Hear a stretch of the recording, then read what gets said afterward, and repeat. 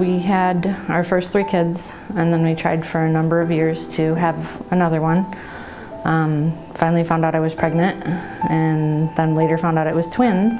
She came in the door and she handed me a picture of the sonogram, and then she ran out of the room real quick, and I was just looking at it, and I didn't catch it right away, and all of a sudden I hit it. I was like, what? It said baby A and baby B, and I was like, oh my God. Well, they wouldn't let us know till Christmas, so it was like a surprise.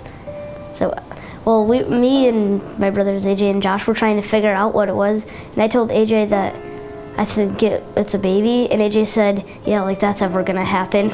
They gave my grandmother a gift actually, and she opened it and it was a book. She looked inside it and there were pictures in there of the babies. That's how everybody knew. Mother's Day 2009, May 10th. And well, I woke up and thought I had to go to the bathroom, and after having 3 kids, you know the feeling of having to push, and so I knew what it was, and I called for my husband from the bathroom, and he didn't hear me. I was very sound asleep. It was, I don't know, very early. I think it was around 5:45 in the morning. So I delivered Peter at home by myself, and then I went and woke my husband up. I felt her tapping my foot, and she said, I had one of the babies, and I was kind of like half in and half out. So I was like, what? And then she said it again, and of course then I was more than wide awake. And I jumped up out of bed, and she was holding Peter wrapped up in a towel. He's like, what?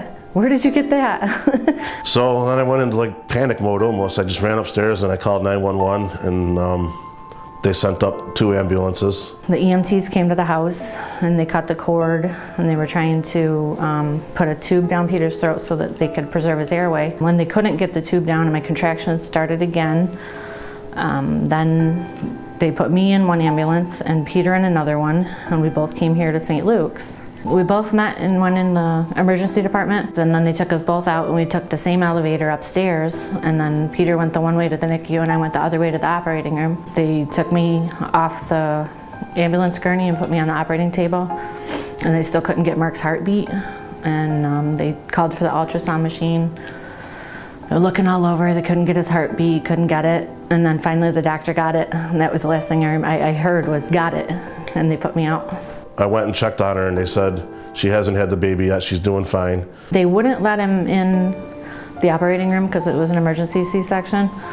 So I ran down as fast as I could to move the car, and then I ran back up as fast as I could, and they told me that she'd already delivered Mark. When we came to the hospital, Peter went to the NICU where Dr. Aranda was here, and she was able to get him intubated and get him on the ventilator. I wasn't in there when Mark was born, but from what my understanding is, when he was born, he wasn't breathing, and they had to resuscitate him. Dr. Siri was also here, which is really weird for both of them to be here on a Sunday morning, but he was here, and he went to Mark's delivery, and he was able to intubate him in the delivery room and stuff because that's what they needed. They couldn't breathe on their own yet.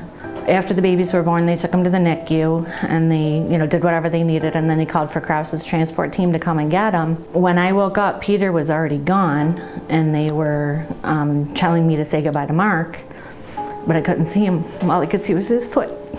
I could see him just a little bit.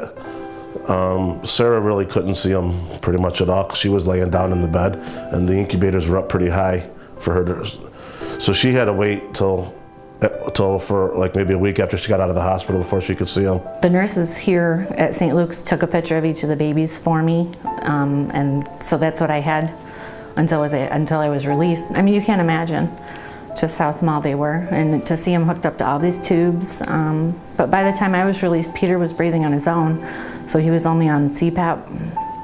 But Mark was still on the ventilator. He had a lot of problems with his lungs. I mean, it's a terrifying situation because you never know. At 26 weeks, your regular pregnancy is 40 weeks. You haven't even hit the 3rd trimester yet.